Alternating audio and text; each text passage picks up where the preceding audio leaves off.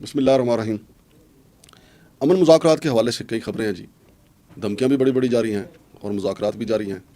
ایران کے وزیر خارجہ پاکستان آئے اور یہاں پہ انہوں نے وزیر اعظم میاں شہباز شریف صاحب سے بھی ملاقات کی، فیلڈ مارشل عاصم منیر صاحب سے بھی ملاقات کی، اس پہ بھی بات کریں گے۔ اور پھر صدر پاکستان جو وفاق کی علامت ہیں آصف علی زرداری صاحب، وہ ان مذاکرات سے پہلے بھی دور تھے، اب بھی دور ہیں، اور وہ چین کے دورے پر روانہ ہو گئے ہیں۔ اب دیکھتے ہیں وہاں ان کا استقبال کون کرتا ہے۔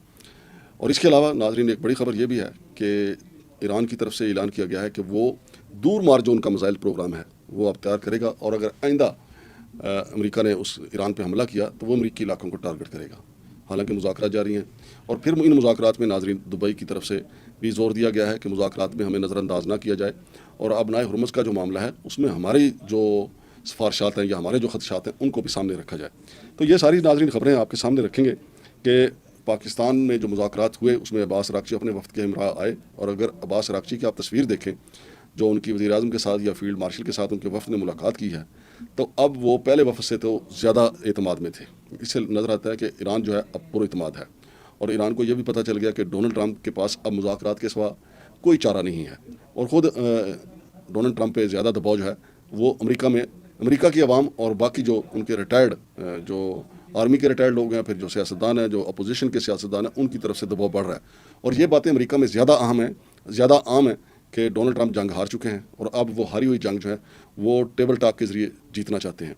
لیکن ناظرین یہ مذاکرات جو ہیں وہ یہاں پہ دوسرے راؤنڈ کے لیے امریکی جو وفد ہے اس نے بھی آنا تھا، لیکن عباس عراقچی صاحب جو وزیر خارجہ ایران کے وہ آئے، انہوں نے بات چیت کی، تقریباً انہوں نے 16-17 گھنٹے پاکستان میں گزارے، اور پاکستان کے وزیر اعظم اور اس کے علاوہ عسکری قیادت فیلڈ مارشل عاصم منیر سے بھی ملاقات کی انہوں نے، لیکن ابھی اس کا جو حتمی جو نتیجہ ہے وہ نہیں نکلا۔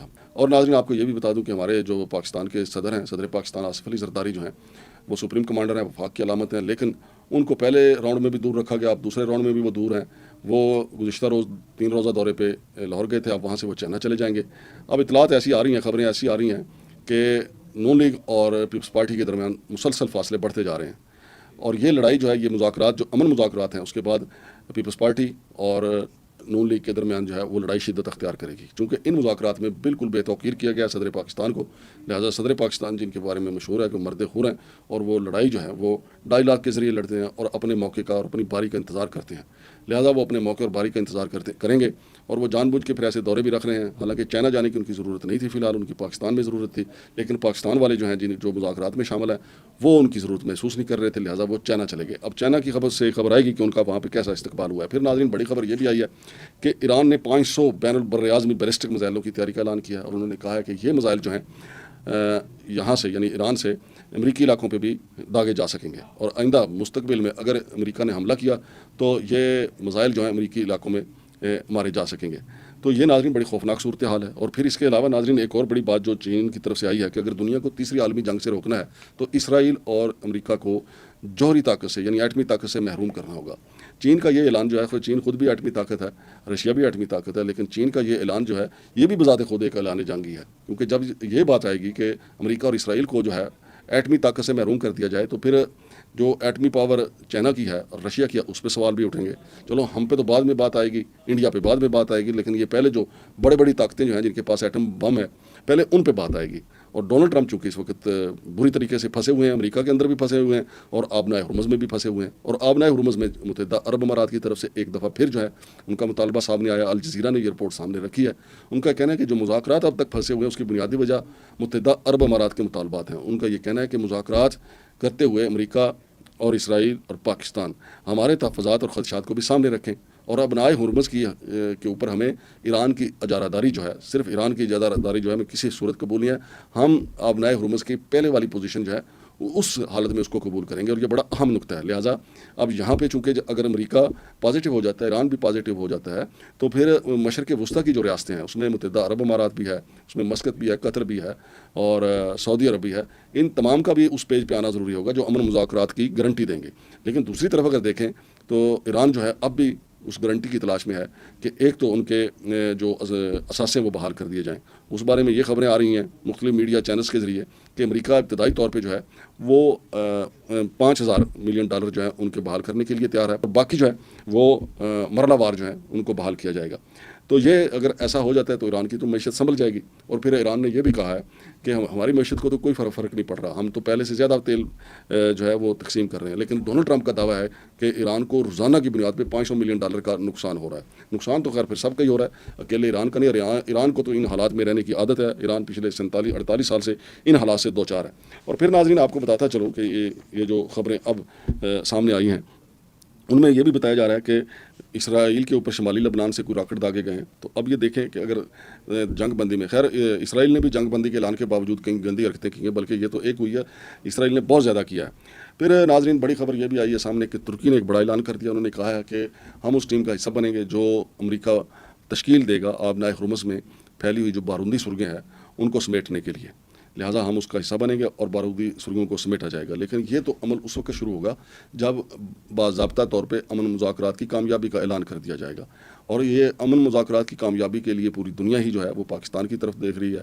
عاصم منیر جو ہے وہ اس وقت ایکس پہ ٹرینڈ بنے ہوئے ہیں کہ انہوں نے دنیا کو تیسری عالمی جنگ سے بچا لیا ہے. لیکن ابھی تک یہ فائنل جو معاہدہ ہے وہ نہیں ہوا, اور مشرق وسطیٰ والے جو ہیں وہ ایک فریق کے طور پہ ابھرے ہیں, اور ایران اور امریکہ تو پہلے دن سے دو فریق ہیں. اور اس میں ایران جو ہے وہ نہ صرف ایک مکمل فریق ہے بلکہ وہ مظلوم بھی ہے, چونکہ ان کے ساری دنیا کو پتہ ہے کہ ان کے اوپر جنگ کو مسلط کیا گیا, پھر ان کے جو ہے سول آبادی کو ٹارگٹ کیا گیا. ان کی جو قیادت تھی سید علی خامنائی, اور اس کے بعد پھر علی لاریجانی صاحب جو ہیں, اور پھر اس کے ساتھ ساتھ ان کے کئی جرنیل جو ہیں وہ امریکی اور اسرائیلی حملوں میں وہ شہادت پا چکے ہیں.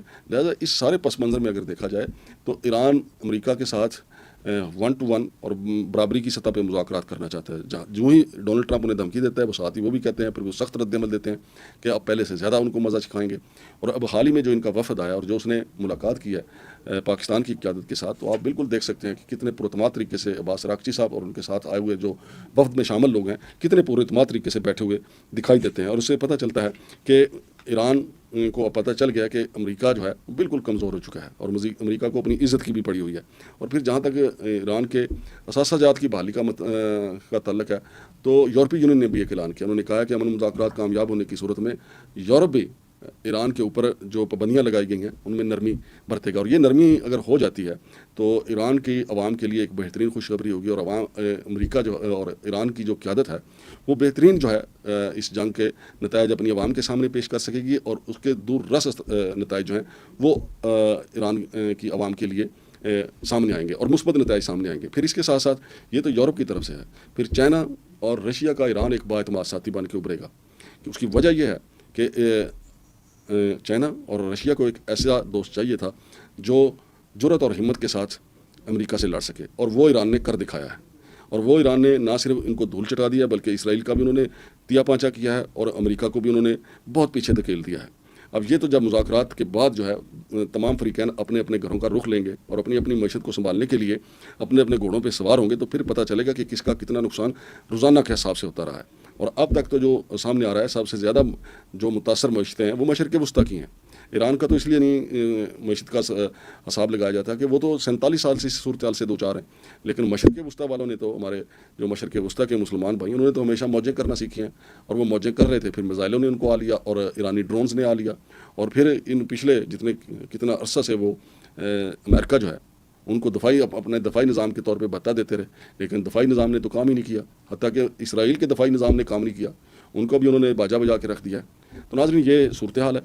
تو سیاسی صورتحال کا بھی ذکر آپ کے ساتھ کیا ہے, اور قاسم سوری صاحب یہ دعویٰ کر رہے ہیں کہ عمران خان کی جو ہے پاکستان کی جو ملٹری قیادت عسکری قیادت اس کے ساتھ بڑی اہم خفیہ ملاقات ہوئی ہے. قاسم سوری نے یہ امریکہ سے خبر دی ہے. اب پتہ نہیں اس میں صداقت کتنی ہے. اگر یہ اتنی خفیہ تھی تو امریکہ میں پتہ چل گیا, پاکستان میں پتہ نہیں چلا ہے. بہرحال دیکھتے ہیں آگے کیا ہوتا ہے. شمشاد مانگٹ کو اجازت دیجیے. اللہ حافظ.